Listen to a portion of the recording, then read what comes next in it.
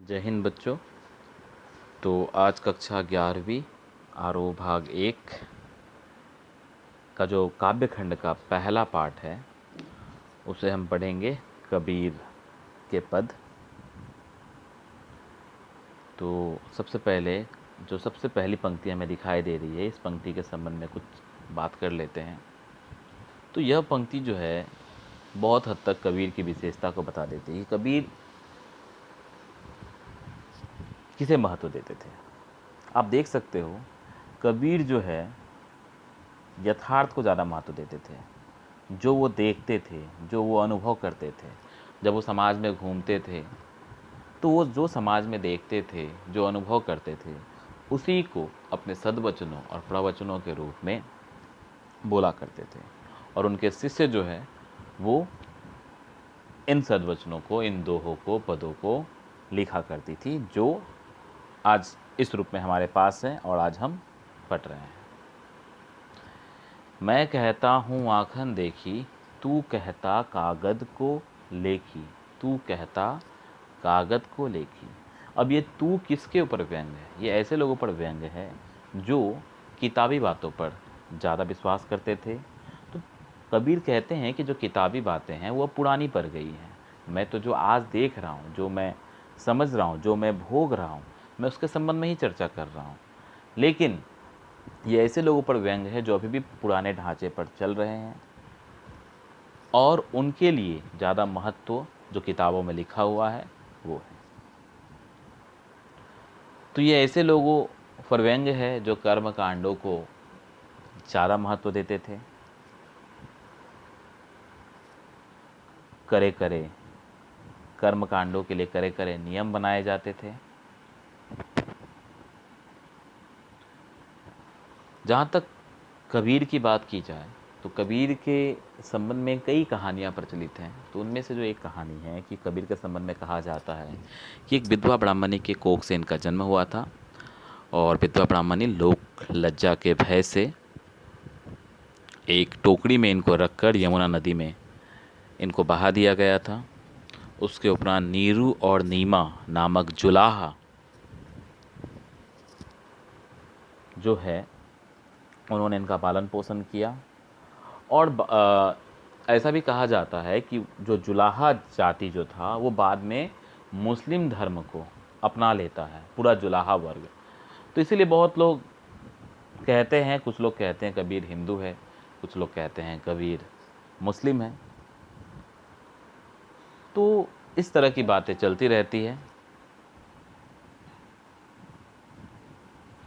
तो हमें इस पर ध्यान नहीं देना है, हम आगे बढ़ते हैं। तो वैसे तो कबीर के जन्म के संबंध में भी बहुत सारी भ्रांतियां हैं। और यहाँ बताया गया है कि कबीर का जन्म 1398 ईस्वी में वाराणसी के पास लहरतारा उत्तर प्रदेश में हुआ था। इनकी प्रमुख रचना जो है वो बीजक है और बीजक में ही इनकी 3 जो प्रमुख रचनाएं हैं वो सम्मिलित हैं, जिसे हम साखी, सबद और रामायणी कहते हैं। इनका मृत्यु 1518 में बस्ती के निकट मगहर में हुआ था। ये मगहर जो जगह है, मगहर के संबंध में कहा जाता है कि ये ऐसा जगह है, अगर यहाँ पर जाकर किसी की मृत्यु होती है तो उनका नरक में जाना तय है। और कबीर ने इसी भ्रांति को, इसी आडंबर को, इसी ढकोसले को खत्म करने के लिए जीवन के अपने अंतिम समय में वो मगहर जाकर रहने लगे और उनकी मृत्यु वहीं हुई। कबीर भक्ति काल, हमारे हिंदी साहित्य में आदिकाल, भक्ति काल, रीतिकाल, आधुनिक काल, तो उसमें से एक काल जो है भक्ति काल है। तो कबीर भक्ति काल के निर्गुण धारा के ज्ञानाश्रयी शाखा। निर्गुण धारा, उस समय 2 प्रकार की धारा थी, निर्गुण और सगुण। अब निर्गुण में भी 2 प्रकार की धाराएं थी, ज्ञानाश्रयी और प्रेमाश्रयी। तो ज्ञानाश्रयी के अंतर्गत कबीर को रखा गया है और ज्ञानाश्रयी के प्रतिनिधि कबीर माने जाते हैं। निर्गुण का अर्थ क्या होता है? जो निराकार ब्रह्म को मानते हैं, जो अद्वैत ब्रह्म को मानते हैं, जो संसार और परमात्मा के अस्तित्व को अलग अलग नहीं मानते हैं। इनका मानना है कि संसार से अलग परमात्मा का अस्तित्व नहीं है, बल्कि संसार में ही परमात्मा का अस्तित्व है। वे अपनी बात को साफ एवं दो टूक शब्दों में बहुत ही प्रभावी ढंग से कहते हैं। बन पड़े तो सीधे सीधे, नहीं तो दरेरा देकर। इसलिए कबीर को हजारी प्रसाद द्विवेदी ने वाणी का डिक्टेटर कहा है। वाणी का डिक्टेटर यानी भाषा पर पकड़ इनकी बहुत अच्छी थी, अर्थात अपने भाषा पर इनका जो संयम था वो बहुत ही अच्छा था। यहाँ पर डिक्टेटर का मतलब तानाशाह ना समझकर हम ये समझ सकते हैं कि इनके अपने भाषा पर बहुत अच्छा कंट्रोल था, संयमता थी, बहुत अच्छी पकड़ थी, और ये अपने भाषा को बहुत अच्छे तरह से जैसे चाहे वैसे वो कह सकते थे। इनकी भाषा की बात की जाए तो इनकी भाषा को सद्दुकड़ी भाषा कहा जाता है। इनकी भाषा को सद्दुकड़ी भाषा इसलिए कहा जाता है क्योंकि कहा जाता है कि इनके भाषाओं में बहुत सारे भाषाओं के शब्द मिलते हैं, चाहे वो हरियाणवी हो, चाहे वो अवधी हो, ब्रज हो, और भी बहुत सारी भाषा है। तो बहुत सारे लोग खिचड़ी शब्द का भी प्रयोग करते हैं इनके भाषा के लिए। उसका कारण ये था कि जब ये सद्वचन और प्रवचन देने के लिए जाते थे तो जहाँ जहाँ जाते थे तो वहाँ से इनके भाषाओं में कुछ नए नए शब्द सम्मिलित होते गए। कबीर के जीवन के बारे में अनेक किंवदंतियाँ प्रचलित हैं। उन्होंने अपनी विभिन्न कविताओं में खुद को काशी का जुलाहा कहा है। कबीर के विधिवत साक्षर होने का कोई प्रमाण नहीं मिलता है, अर्थात ये पढ़े लिखे नहीं थे। और इसलिए बच्चों, मैंने आपको पहले ही कहा था कि कबीर जो है, कबीर अपने शिष्यों के द्वारा, उनका जो शिष्य है वो उनके बातों को, उनके वचनों को लिखा करते थे। मसी कागज छुयो नहीं, कलम गही नहीं हाथ। कबीर क्या कहते हैं कि वो कागज़ कभी छुए नहीं और कलम जो है कभी हाथ में लिए नहीं है। जैसी कबीर की पंक्तियाँ भी इसका प्रमाण देती है। उन्होंने देशाटन और सत्संग से ज्ञान प्राप्त किया। देशाटन मतलब भ्रमण, उन्होंने पूरे देश का भ्रमण किए, सत्संग किए और वहाँ से इनको ज्ञान मिला। किताबी ज्ञान के स्थान पर ये आँखों से देखे हुए सत्य और अनुभव को ज़्यादा प्रमुखता देते हैं। उनकी रचनाओं में नाथों, सिद्धों और सूफी संतों की बातों का प्रभाव मिलता है। वे कर्मकांड और वेद विचार के विरोधी थे। जैसे कि मैंने आपको कहा, मैं कहता आँखें की देखी, तू कहता कागज की लेखी। तो यहाँ पर वो किसका विरोध करते हैं? कर्मकांडों और वेद विचार। वेद तो आपने सुना होगा, ऋग्वेद, यजुर्वेद, सामवेद, अथर्ववेद।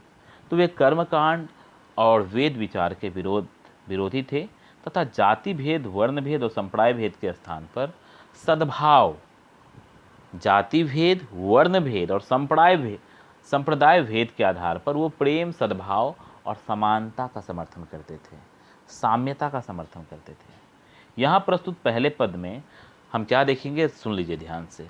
यहाँ प्रस्तुत पहले पद में कबीर ने परमात्मा को सृष्टि के कण कण में देखा है। यहाँ प्रस्तुत पहले पद में कबीर ने ज्योति रूप में स्वीकारा है तथा उसकी व्याप्ति चराचर संसार में दिखाई है।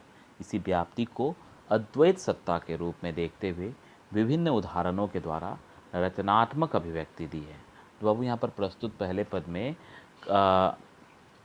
कबीर ने क्या किया है कि परमात्मा जो है, जिन्होंने इस संसार को बनाया है, उनको सृष्टि के कण कण में देखा है। जैसे कि उनकी एक मुझे पंक्ति याद आ रही है, कस्तूरी कुंडली बसे मृग ढूंढे वन माही, ऐसे ही राम घटी घटी है दुनिया देखी नाही। तो इसका अर्थ क्या है? कस्तूरी एक सुगंधित पदार्थ है जो मृग के नाभि में रहता है। ध्यान से सुनिए, कस्तूरी कुंडली बसे मृग ढूंढे माही। मृग का मतलब यहाँ पर हिरन है। तो मृग जो है वो क्या करती है, वो सोचती है कहाँ से ये सुगंध आ रहा है। वो चारों तरफ वन में ढूंढने लगती है कि आखिर ये सुगंध कहाँ से आ रहा है। तो वही कस्तूरी कुंडली बसे, लेकिन वो जो कस्तूरी सुगंधित पदार्थ है वो तो हिरन के नाभि में ही है, यानी उसके स्वयं के भीतर से ही वो सुगंध आ रही है। लेकिन मृग ढूंढे वन माही, लेकिन मृग जो है, हिरन जो है, पूरे जंगल में ढूंढते रहती है कि आखिर ये सुगंध कहाँ से आ रहा है। ऐसे ही राम घटी घटी है दुनिया देखी नाही। तो ऐसे ही कबीर क्या कहते हैं कि जो राम है वो घट घट में है, कण कण में है, लेकिन दुनिया उसको देख नहीं पाती है। कबीर ने तो यहाँ तक कहा है कि